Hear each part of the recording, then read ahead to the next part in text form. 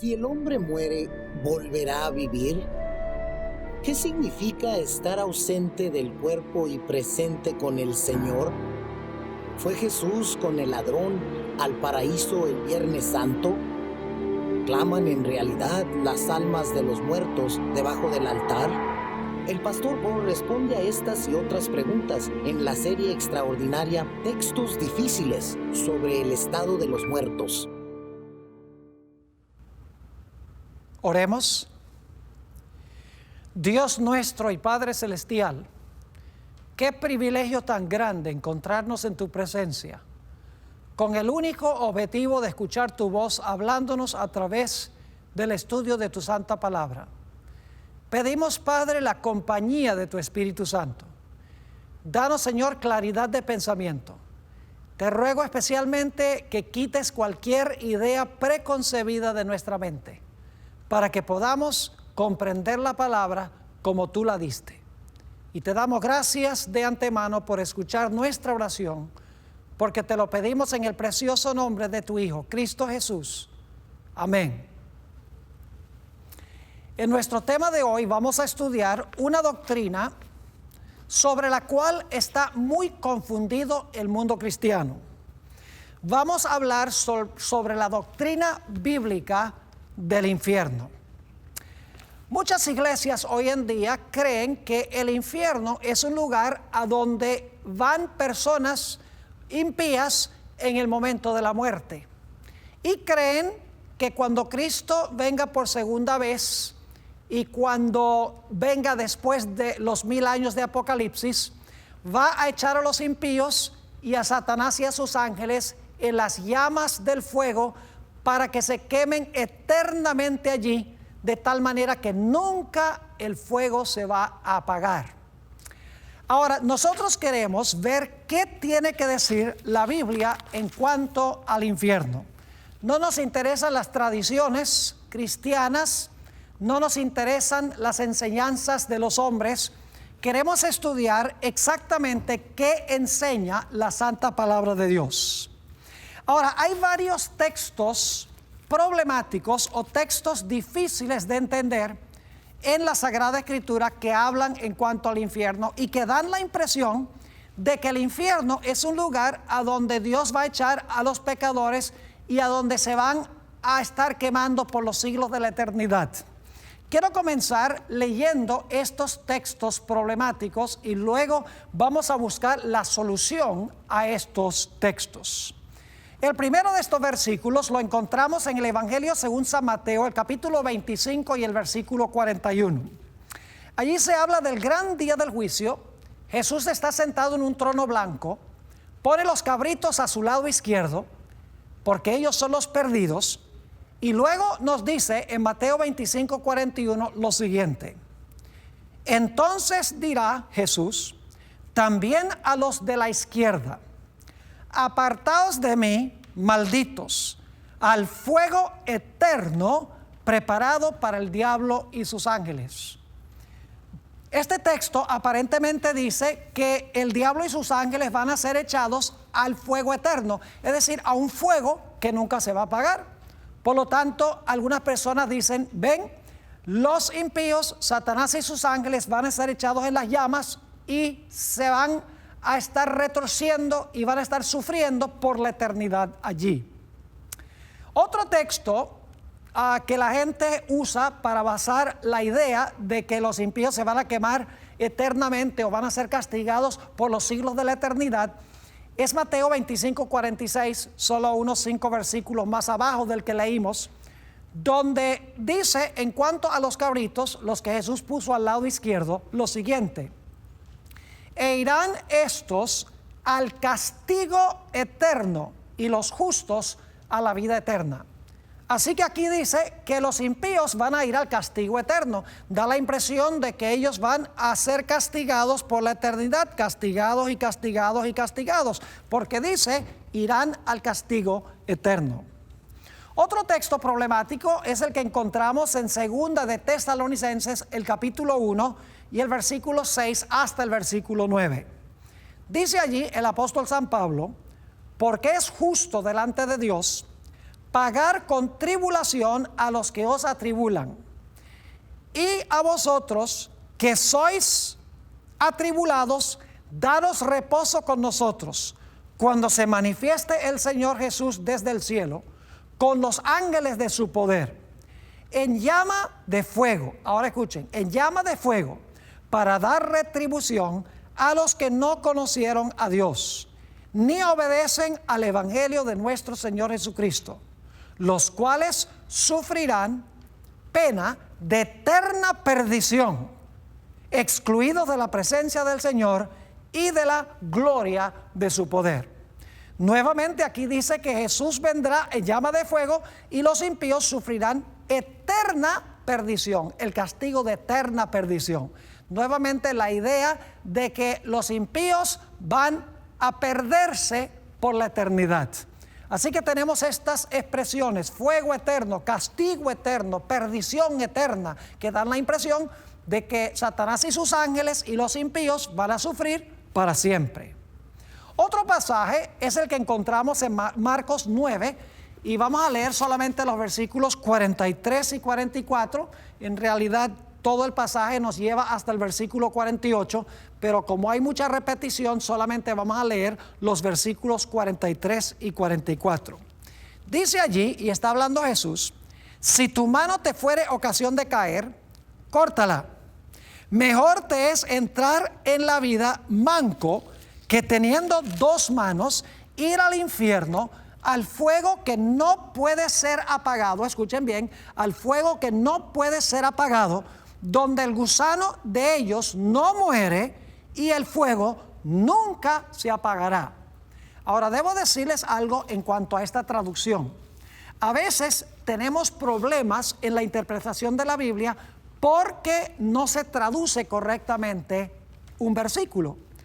Aquí en el idioma griego les puedo asegurar, y pueden buscar un Nuevo Testamento interlinear y corroborar lo que yo estoy diciendo, la palabra nunca no aparece en ninguna parte del texto.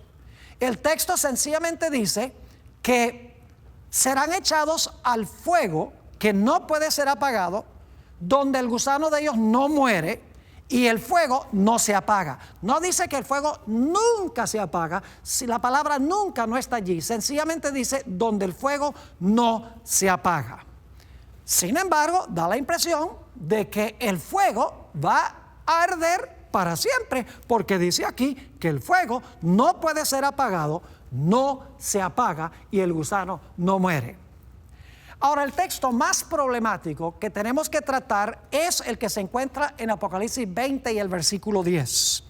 Aquí está hablando del castigo primordialmente de Satanás y dice: y el diablo que los engañaba fue lanzado en el lago de fuego y azufre, donde estaban la bestia y el falso profeta.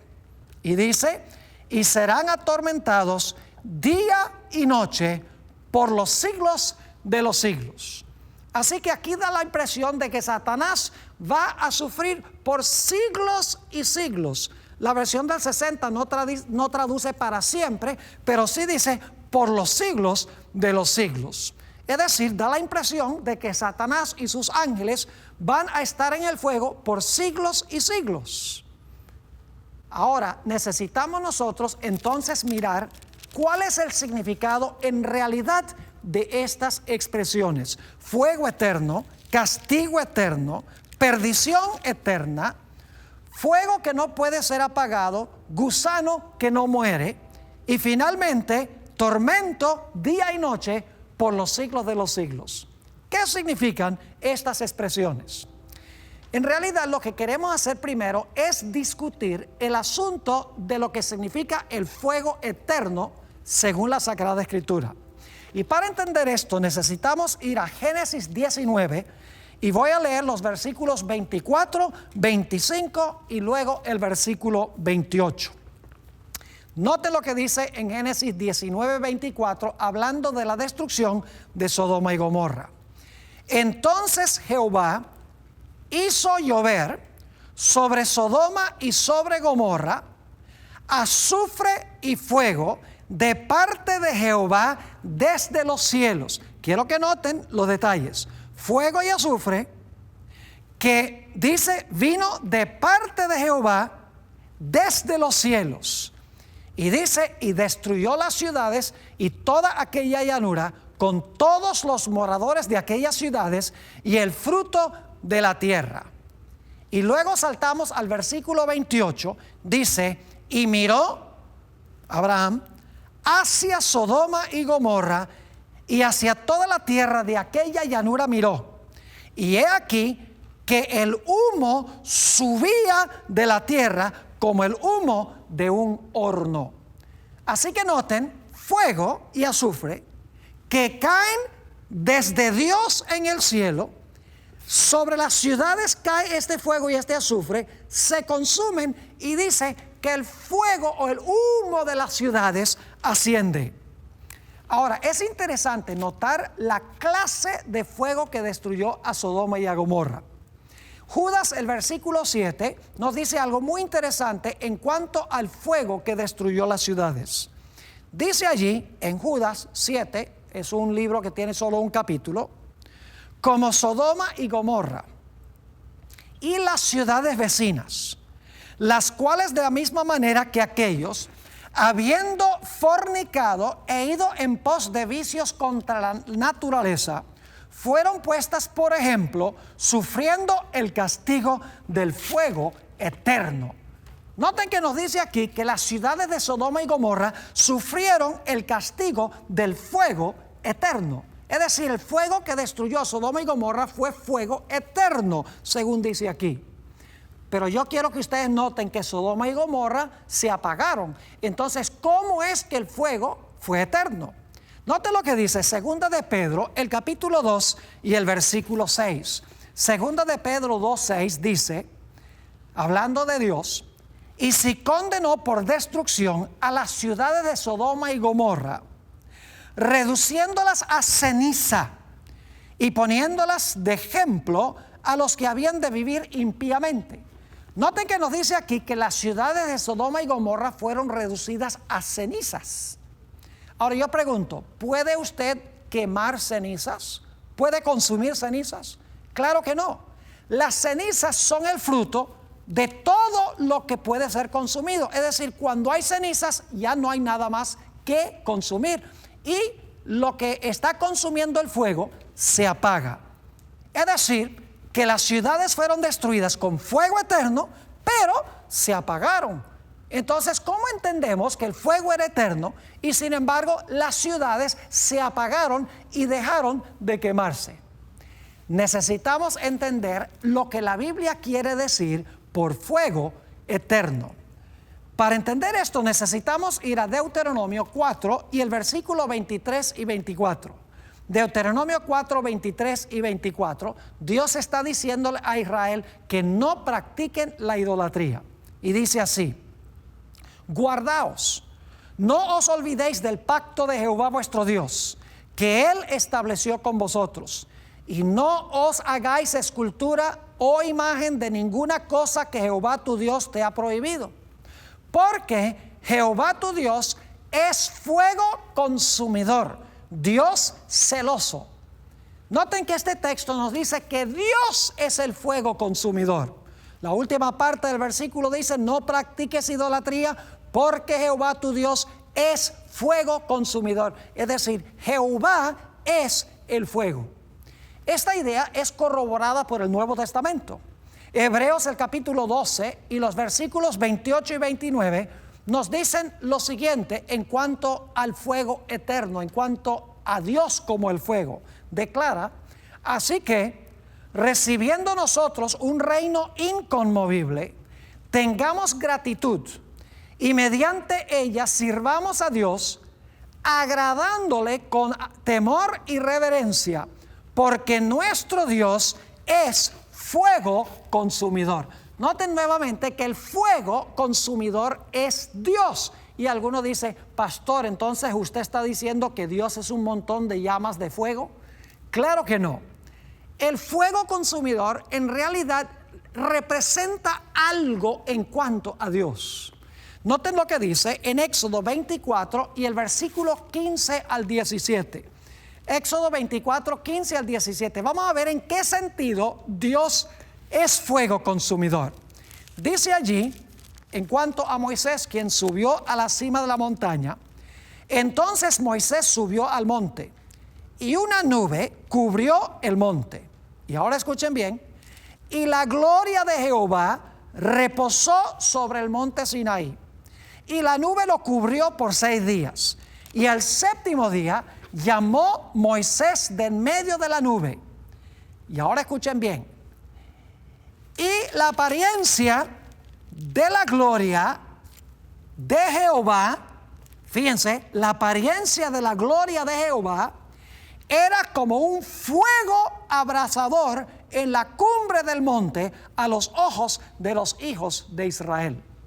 Fíjense aquí que nos dice que la gloria de Jehová era como un fuego abrasador.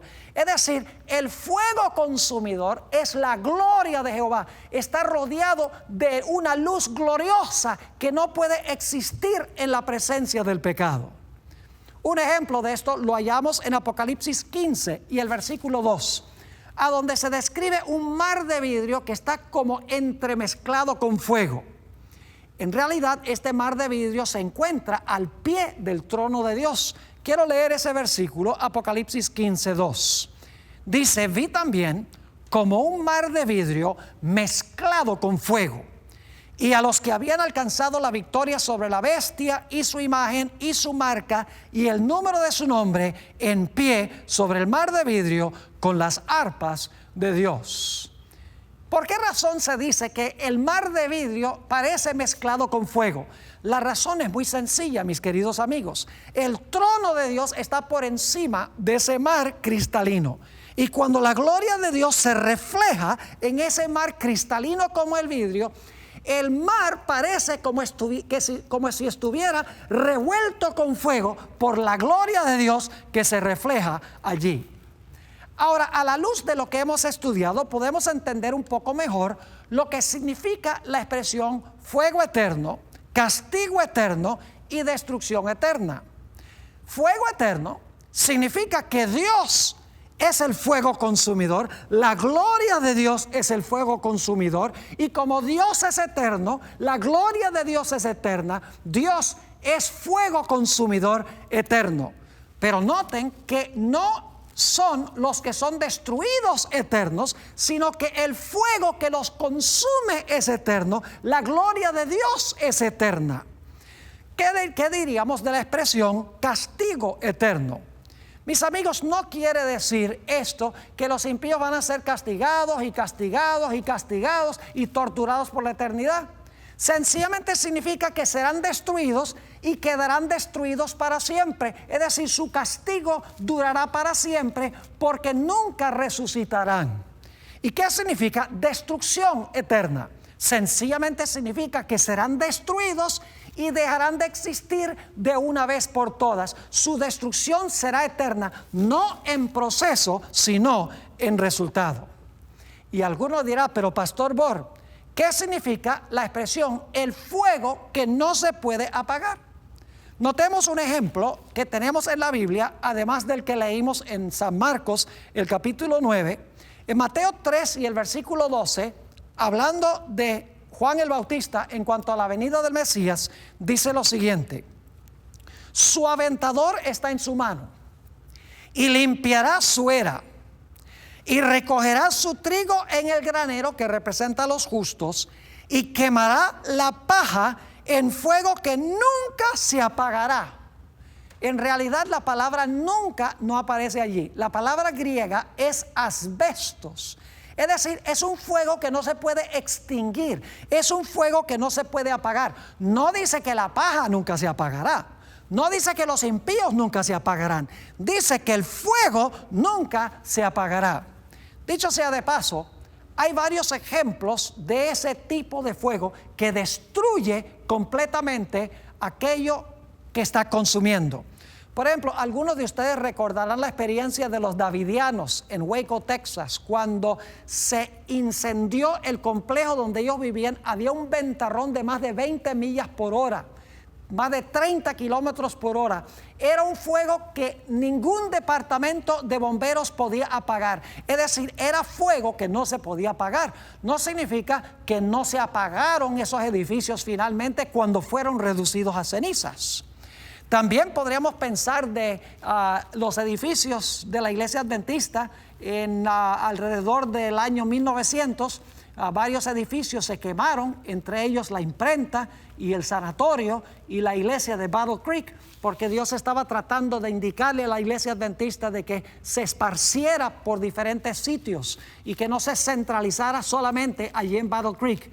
Pero es interesante que cuando se quemó el sanatorio, el jefe de los bomberos dijo esto: estos incendios adventistas son raros, pues el agua funciona más como gasolina que agua. Es decir, que el departamento de bomberos no podía apagar esos fuegos. Era fuego inapagable. ¿Saben ustedes que Eusebio, el gran historiador cristiano, mencionó a 3 individuos que fueron martirizados por su fe? Se llamaban Cronio, Juliano y Alejandro. Y dice Eusebio que estos hombres fueron quemados con fuego asbesto, es decir, con fuego que no se podía apagar. Ahora, ¿significa que nunca se apagaron estos mártires? Lógico, una vez que se consumieron y fueron reducidos a ceniza, se apagaron. Además de eso, necesitamos entender que si Dios es el fuego consume a los impíos, consume a Satanás y a sus ángeles, pero el fuego sigue existiendo porque el fuego es la gloria de Dios. Dios es el fuego consumidor. Lo que el fuego consume se apaga, pero el fuego en sí sigue porque el fuego es Dios y Dios es eterno. Ahora, necesitamos notar que la Biblia nos dice que los impíos serán devorados, los impíos serán destruidos. La Biblia es clara. Note Malaquías 4 y el versículo 1 al 3. Porque he aquí, viene el día ardiente como un horno, y todos los soberbios y todos los que hacen maldad serán estopa. Mis queridos amigos, la estopa se quema muy bien. Sigue diciendo, aquel día que vendrá los abrazará, ha dicho Jehová de los ejércitos, y no les dejará, fíjense, no les dejará ni raíz ni rama. La raíz es Satanás y las ramas son sus seguidores. Como Jesús dijo, yo soy la vid, vosotros los pámpanos. Jesús es la vid, los pámpanos son sus seguidores. Sigue diciendo, mas a vosotros, los que teméis mi nombre, nacerá el sol de justicia y en sus alas traerá salvación. Y saldréis y saltaréis como becerros de la manada.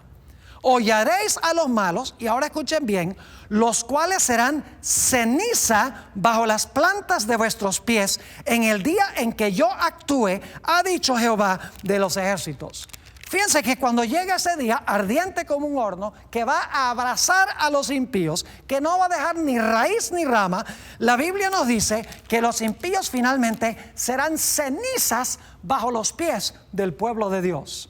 Obviamente, si los impíos son reducidos a cenizas, la raíz y las ramas son los impíos, la raíz Satanás, si son reducidos a cenizas, entonces no es posible que los impíos se estén quemando por los siglos de la eternidad.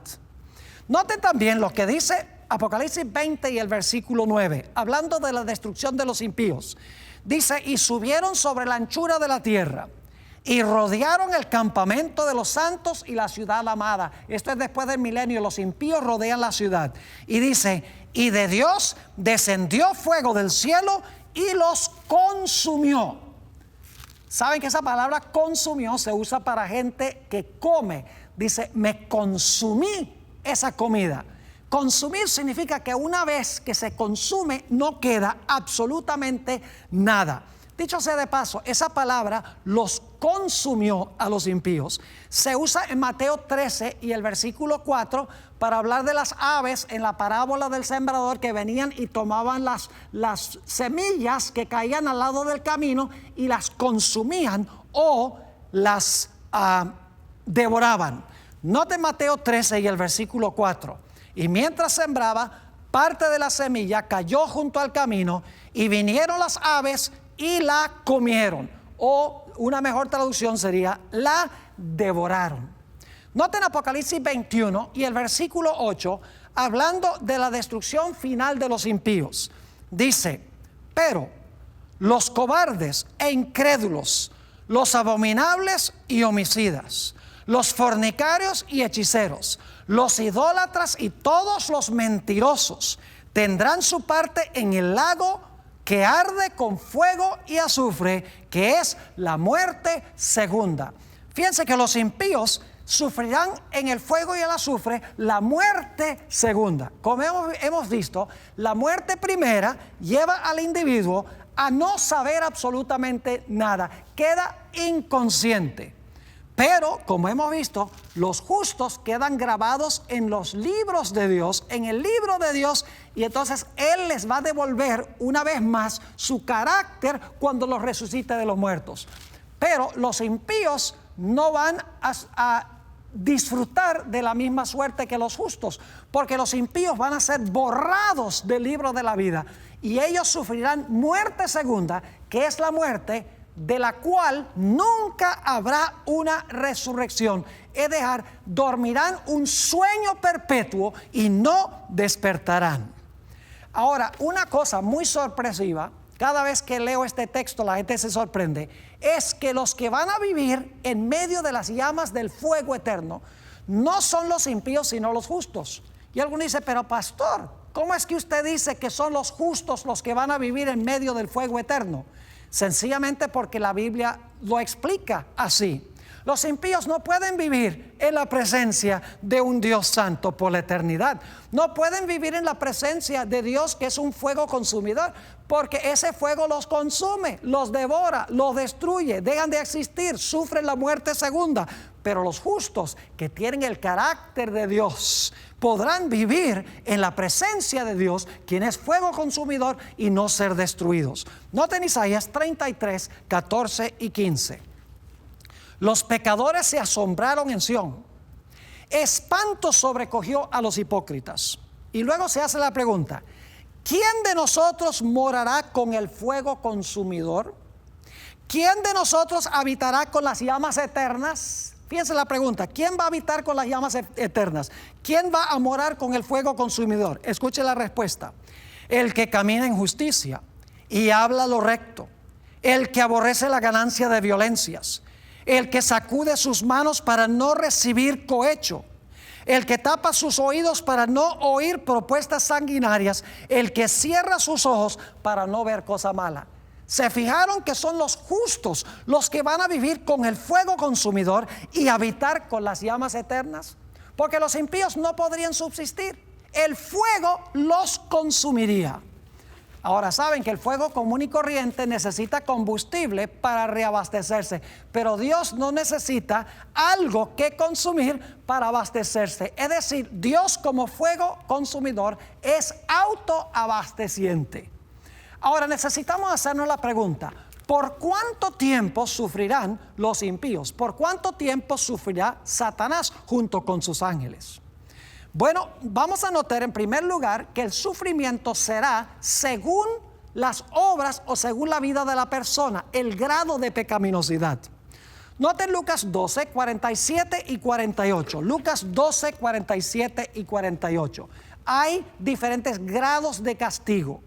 Dice: aquel siervo que, conociendo la voluntad de su Señor, no se preparó ni hizo conforme a su voluntad, recibirá muchos azotes. Fíjense: mas el que sin conocerla hizo cosas dignas de azotes será azotado poco, porque a todo aquel a quien se haya dado mucho, mucho se le demandará, y el que mucho se le haya confiado, más se le pedirá. Es decir, hay grados de castigo dependiendo de la cantidad de luz que hemos recibido y el uso que hemos hecho de esa luz.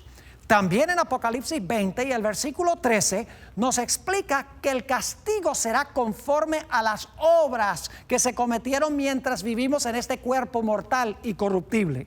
Dice allí en Apocalipsis 20 y el versículo 13: y el mar entregó los muertos que había en él, y la muerte y el Hades, que es el sepulcro, ya lo hemos estudiado, y la muerte y el Hades entregaron los muertos que había en ellos y fueron juzgados cada uno según sus obras. Y fíjense que esto está hablando después del milenio. Este es el juicio solamente de los impíos. Cada uno es juzgado conforme a las obras que cometió mientras estaba vivo. Díganme ustedes, ¿ustedes creen que sería justo para Dios castigar a un pecador que no aceptó al Señor Jesucristo, pero en realidad vivió una vida bastante moral, pero sin aceptar a Jesús se condenó? Y pensamos de otro individuo como Adolfo Hitler, que mató a 6 millones de judíos. ¿Creen ustedes que sería justo que Dios condenara a ambos a quemarse eternamente en las llamas del infierno? Eso sería como un juez castigar un asesinato y castigar una violación de una ley de tránsito con la silla eléctrica. Es decir, hay diferentes grados de pecaminosidad que lleva a diferente grado de castigo. No todos los impíos van a sufrir, en otras palabras, por igual. Y Satanás y sus ángeles van a sufrir más que cualquiera. Ahora, un texto que a los adventistas les gusta mucho leer es Isaías 66, 22 y 23, a donde se habla de la observancia del sábado en el cielo y en la tierra nueva. Dice allí: porque como los cielos nuevos y la nueva tierra que yo hago permanecerán delante de mí, dice Jehová, así permanecerá vuestra descendencia y vuestro nombre. Y de mes en mes y de día de reposo en día de reposo vendrán todos a adorar delante de mí, dijo Jehová. Es decir, esto está diciendo que de mes en mes vamos a ir a comer del árbol de la vida, y de sábado en sábado vamos a ir a adorar a Dios para conmemorar la nueva creación de los cielos y de la tierra. Pero ahora escuchen bien. Muchas veces los adventistas paramos en el versículo 23 y no continuamos con el versículo 24, porque el versículo 24 aparentemente es problemático. Quiero leerlo. Dice: y saldrán. La palabra "y" conecta con los versículos anteriores. Dice: y saldrán los que están en la ciudad, es decir, y verán los cadáveres de los hombres que se rebelaron contra mí, porque su gusano nunca morirá. Nuevamente el hebreo no dice su gusano nunca morirá, sencillamente dice su gusano no muere, ni su fuego se apaga, y serán abominables a todo hombre. Es decir, que el gusano no muere mientras hay algo que consumir. El fuego no se apaga mientras hay algo que consumir. Claro, el texto más problemático es el que encontramos en Apocalipsis 20 y el versículo 10, a donde nos dice: y el diablo que los engañaba fue lanzado en el lago de fuego y azufre, donde estaban la bestia y el falso profeta, y serán atormentados día y noche por los siglos de los siglos. Ahora, ¿qué quiere decir esto? Que Satanás será atormentado con fuego y azufre por los siglos de los siglos. ¿Será que el fuego que consume a Satanás no se va a apagar por siglos? ¿Será posible que algunos pecadores se van a quemar por un largo periodo de tiempo?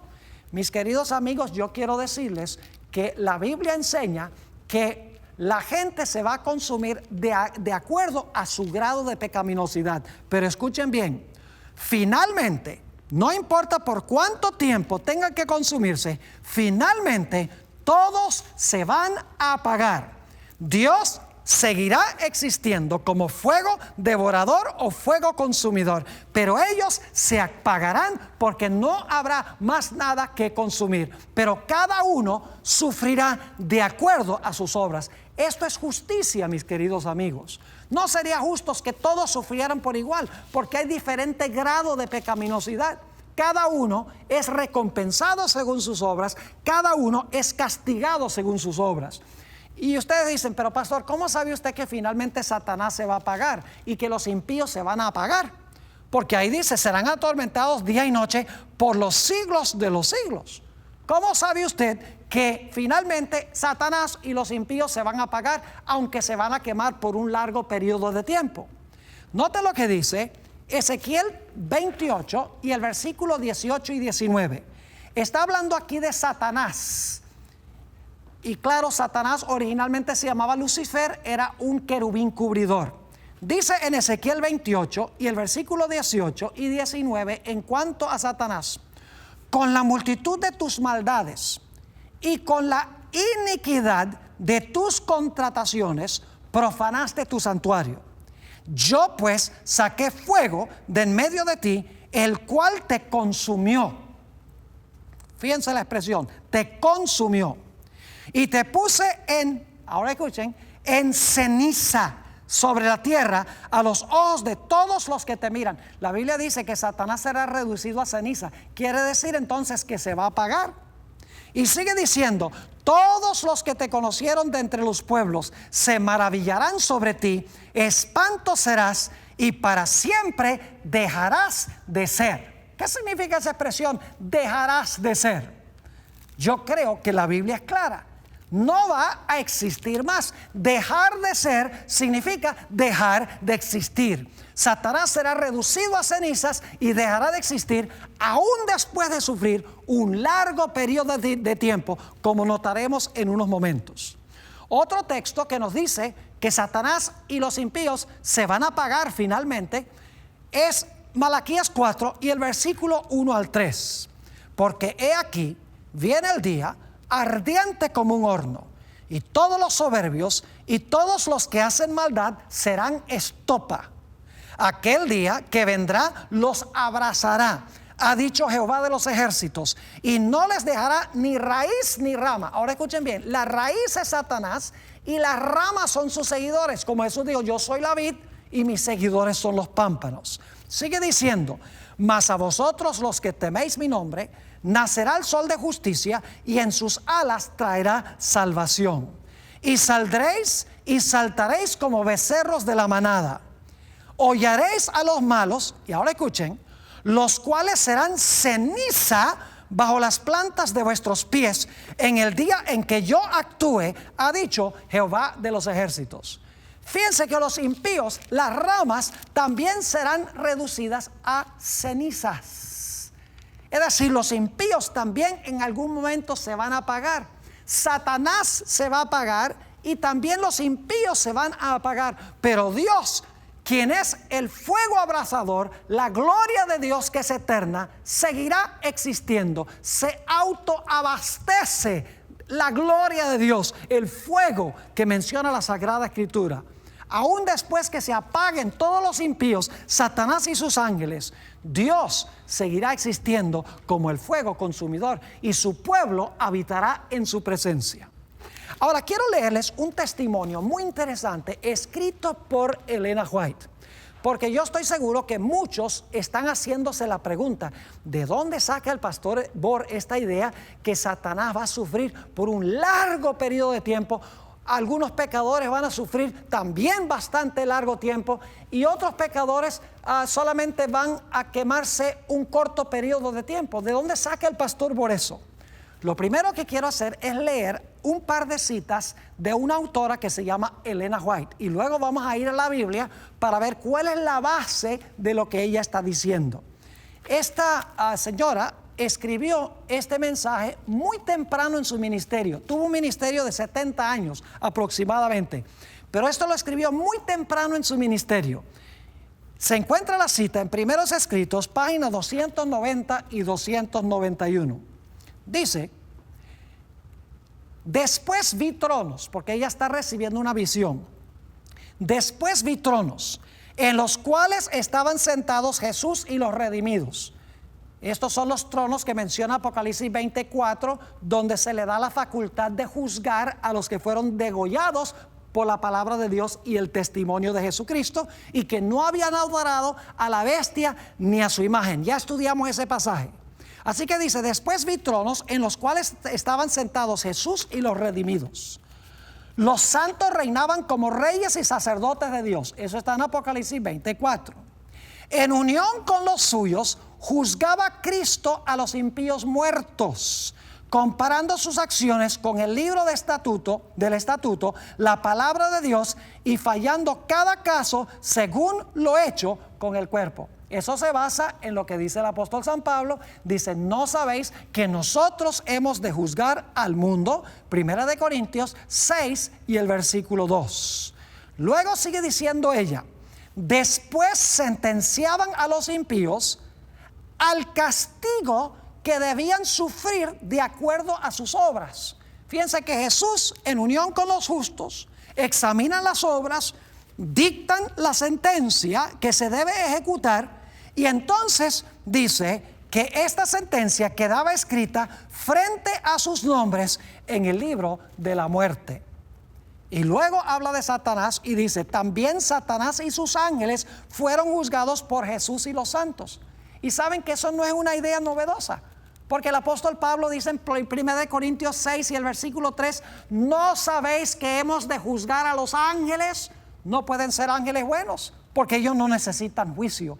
Tiene que ser los ángeles impíos que van a ser juzgados por los santos o por los salvos. Así que dice, también Satanás y sus ángeles fueron juzgados por Jesús y los santos. Y ahora viene una oración clave. El castigo de Satanás había de ser mucho más terrible. Dicho sea de paso, Elena White escribió en inglés, esta es una traducción al español. En realidad, una mejor traducción sería, no como dice aquí en la traducción, que el castigo de Satanás había de ser mucho más terrible. En inglés la palabra es greater. Una mejor traducción sería que su castigo iba a ser mucho mayor. Y no mayor en intensidad de castigo, sino en longitud de castigo. Ya lo vamos a ver. El castigo de Satanás había de ser mucho más terrible o mucho mayor que el de aquellos a quienes engañó. Su sufrimiento había de ser incomparablemente mayor. Es decir, el castigo de Satanás iba a ser tan grande en términos de longitud que ni siquiera se iba a comparar al castigo de los impíos. Sigue diciendo la autora, su sufrimiento iba a ser tanto mayor que el de ellos que no se admite comparación. Y luego dice, después de perecer todos los que fueron engañados por él, Satanás iba a continuar viviendo para sufrir mucho más tiempo. Es decir, el castigo es mayor en términos temporales, no en términos de agonía de castigo, aunque posiblemente eso también esté incluido. Así que dice, después de perecer todos los que fueron engañados por él, es decir, los impíos, Satanás iba a continuar viviendo para sufrir mucho más tiempo. Y yo personalmente creo que podría ser siglos. Y eso es lo que la Biblia quiere decir cuando habla de los siglos será atormentado. La segunda cita la encontramos en Primeros Escritos, página 294 y 295. Dice allí la autora, Satanás se precipitó en medio de sus secuaces, esto es después del milenio, e intentó incitar a la multitud a la acción, es decir, trata de animarlos que ataquen la ciudad. Pero llovió sobre ellos fuego de Dios desde el cielo y consumió conjuntamente al magnate, al noble, al poderoso, al pobre y al miserable. Vi que unos quedaban, fíjense bien, vi que unos quedaban pronto aniquilados. Algunos impíos quedaban pronto aniquilados porque es conforme a sus obras. Mientras que otros sufrían por más tiempo. A cada cual se le castigaba según sus obras. Es justicia. A cada uno se le pagaba según sus obras que habían hecho con su cuerpo. Ahora, escuchen. Algunos tardaban muchos días en consumirse. Algunos impíos tardaban muchos días, dice aquí, en consumirse. Y aunque una parte de su cuerpo estaba ya consumida, el resto conservaba plena sensibilidad para el sufrimiento. Y luego dice esto. Dijo el ángel, el gusano de la vida no morirá, ni el fuego se apagará mientras haya una sola partícula que consumir. Y luego sigue diciendo, Satanás y sus ángeles sufrieron largo tiempo. ¿Cuánto sería largo tiempo? Yo creo siglos. Y usted dice, pastor, ¿cómo sabe eso? Ya vamos a ver la razón bíblica. Satanás y sus ángeles sufrieron largo tiempo. Sobre Satanás pesaba no solo el castigo de sus propios pecados, aquí viene la explicación, sobre Satanás pesaba no solo el castigo de sus propios pecados, sino también el de toda todas las de la hueste redimida que habían sido puestos sobre él. Es decir, Satanás finalmente sufre la retribución final, no solo por todas las fechorías que él ha hecho, sino por todos los pecados que cometieron los fieles, los salvos. Luego dice, además debía sufrir por la ruina de las almas a quien engañara. Después, dice ella, vi que Satanás y toda la hueste de los impíos estaban consumidos y satisfecha la justicia de Dios. La cohorte angélica y los santos redimidos exclamaron en alta voz, amén. Dijo el ángel, Satanás es la raíz y los hijos son las ramas. Ya están consumidas raíz y ramas. Han muerto de una muerte eterna, nunca resucitarán y Dios tendrá un universo limpio. Fíjense qué interesante, Elena White está en perfecta armonía con la Biblia. Dice que hay diferente longitud de castigo dependiendo del grado de pecaminosidad que tuvo la persona. Satanás será el que más largo sufrirá junto con sus ángeles. Algunos impíos sufrirán también largo, otros serán consumidos en términos cortos. Todo tiene que ver con la justicia de Dios. Pero Elena White, contrario a lo que enseñan muchos cristianos, enseñó que finalmente, aunque Satanás se va a consumir por un largo tiempo, y algunos impíos se van a consumir por muchos días, y otros van a ser consumidos por un periodo corto, últimamente todos se apagarán y finalmente Dios tendrá un universo limpio. Ahora, ¿cuál es el fundamento bíblico para lo que dice Elena G. White? Escuchen bien. Hay que entender esto a la luz del santuario hebreo. En el santuario había un servicio diario. Y en ese servicio diario los pecados del pueblo de Israel eran colocados dentro del santuario por medio de la sangre del sacrificio. Es decir, los pecados que eran confesados por el pueblo y entraban por la sangre al santuario, quedaban registrados en el santuario, pero eran pecados perdonados que estaban en el santuario. Es decir, la gente no tenía que preocuparse porque estaban allí dentro del santuario, porque habían entrado perdonados esos pecados por medio de la sangre del sacrificio. Es decir, durante todo el año el santuario se iba llenando de pecado cubierto por la sangre de Cristo, pecados perdonados. Pero una vez al año era necesario purificar el santuario de todos esos pecados que habían entrado durante el transcurso del año al santuario. Y ese se conocía como el gran día de la expiación. Y en el día de la expiación se escogían 2 machos de cabrío, uno para el Señor y otro para Azazel. Vamos a leer en cuanto a eso en Levítico 16 y el versículo 7. Dice, después tomará los 2 machos cabríos y los presentará delante de Jehová a la puerta del tabernáculo de reunión. Y lo interesante es que el macho cabrío para el Señor era sacrificado y todos los pecados eran purificados del santuario por la sangre de ese macho cabrío que era en honor al Señor o en honor a Jesús. Pero después que se había expiado el pecado, después que se había limpiado el santuario de los pecados, el sacerdote había traído sobre sí todos los pecados que habían entrado por la sangre al santuario. Ahora salía él a la puerta del tabernáculo del testimonio y hacía algo muy interesante. Levítico 16 y el versículo 20. Dice, cuando hubiere acabado el sumo sacerdote de expiar el santuario y el tabernáculo de reunión y el altar. Noten que aquí no se expía al pecador individual, sino que se expía el santuario, se limpia el santuario de los pecados que habían entrado durante el año. Dice, cuando hubiere acabado de expiar el santuario y el tabernáculo de reunión y el altar, hará traer el macho cabrío vivo. Y pondrá a Aarón sus 2 manos sobre la cabeza del macho cabrío vivo y confesará sobre él todas las iniquidades de los hijos de Israel, todas sus rebeliones y todos sus pecados, poniéndolos así sobre la cabeza del macho cabrío. Y luego noten, y lo enviará al desierto por mano de un hombre destinado para esto. Y aquel macho cabrío llevará sobre sí las iniquidades de ellos a tierra inhabitada y dejará ir al macho cabrío por el desierto. Este macho cabrío, Azazel, representa al demonio, representa a Satanás. Así lo entendían los judíos unánimemente. Lo interesante es que cuando el sumo sacerdote sacaba las iniquidades, los pecados y las inmundicias de Israel, cuando las sacaba del santuario por la sangre del primer macho cabrío que representaba a Jesús, luego se colocaban todas esas iniquidades, esos pecados y esas inmundicias sobre la cabeza de Azazel.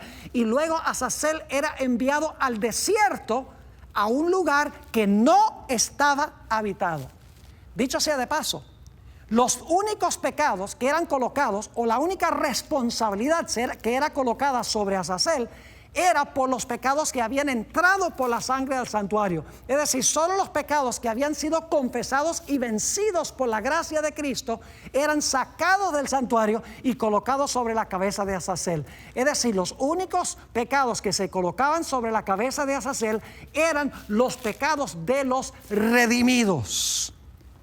Y saben que los impíos, que no habían metido sus pecados al santuario, que no afligían sus almas en el día de expiación, ellos mismos sufrían su castigo por el pecado. Esos pecados de los impíos no eran puestos sobre Azazel. Los impíos sufrían ellos mismos por esos pecados. Noten lo que dice en Levítico, el capítulo 23 y el versículo 29 y 30 sobre esto. Dice: porque toda persona que no se afligiere en este mismo día será cortada de su pueblo.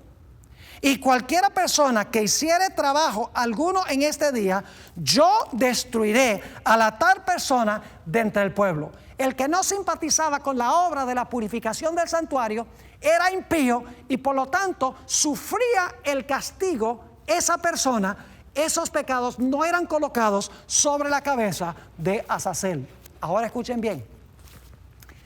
Si un pecador común y corriente va a sufrir, según dijo Elena G. de White, muchos días por los pecados que ese individuo cometió, yo pregunto, ¿cuánto tiempo creen ustedes que va a sufrir Satanás llevando la retribución de todos los pecados que cometieron los redimidos, más todos los pecados que cometió él?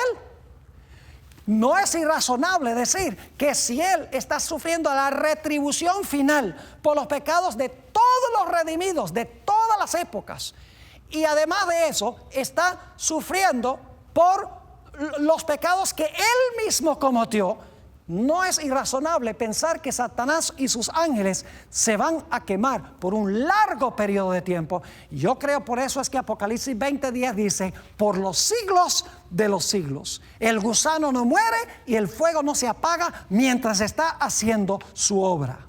Ahora escuchen bien, la destrucción es la obra extraña de Dios.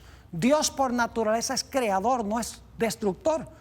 Por eso en Isaías 28 y el versículo 21 dice: porque Jehová se levantará como en el monte Perasim, como en el valle de Gabaón se enojará, para hacer su obra, su extraña obra, y para hacer su operación, su extraña operación. Es decir, la destrucción es algo extraño para Dios.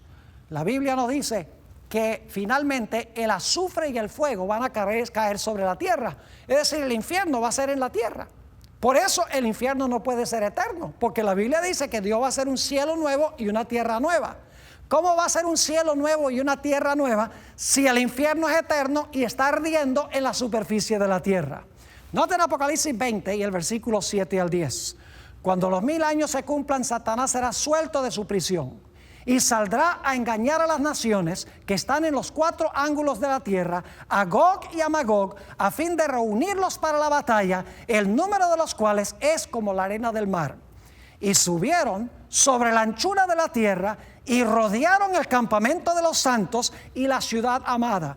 Y de Dios descendió fuego del cielo, fíjense, como Sodoma y Gomorra, y los consumió o los devoró. Y el diablo que los engañaba fue lanzado en el lago de fuego y azufre, donde estaban la bestia y el falso profeta, y serán atormentados día y noche por los siglos de los siglos. No dice para siempre, no dice eternamente, sino que dice por los siglos de los siglos. Saben que los eruditos en griego y hebreo dicen que la expresión para siempre en hebreo y en griego no significa sin fin, sino que significa un largo periodo de tiempo cuyo horizonte no se divisa a simple vista. Es decir, las palabras no significan que no habrá un fin.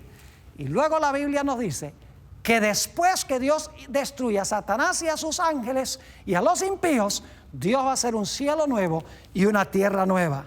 Leamos en cuanto a eso en Apocalipsis 21 y el versículo 2 hasta el versículo 5. Dice allí: y yo, Juan, vi la santa ciudad, la nueva Jerusalén, descender del cielo de Dios, dispuesta como una esposa ataviada para su marido. Es decir, va a descender la nueva Jerusalén, esa hermosa ciudad. Y oí una gran voz del cielo que decía: he aquí el tabernáculo de Dios con los hombres, y Él morará con ellos, y ellos serán su pueblo, y Dios mismo estará con ellos como su Dios. Enjugará Dios toda lágrima de los ojos de ellos, y ya no habrá muerte.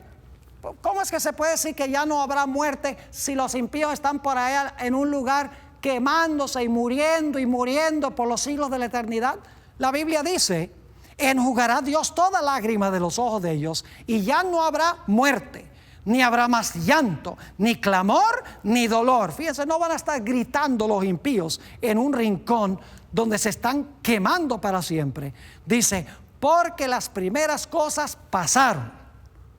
Y el que estaba sentado en el trono dijo: he aquí, yo hago nuevas todas las cosas. Y me dijo: escribe, porque estas palabras son fieles y verdaderas. Mis queridos amigos, el Espíritu Santo ahora quiere, como fuego espiritual, consumir el pecado en tu vida. Quiere limpiar tu vida de la presencia del pecado, porque el Espíritu Santo es fuego consumidor para el pecado. Y si tú consientes, el Espíritu Santo consumirá el pecado. Pero escucha bien: si insistes en aferrarte a tu pecado, el pecado finalmente terminará destruyéndote, porque Dios no puede habitar en la presencia del pecado. Así que mi oración es que nosotros aceptemos en nuestra vida la obra del Espíritu Santo, que consuma el pecado en nuestra vida, de tal manera que podamos habitar para siempre en la presencia del fuego consumidor de un Dios santo.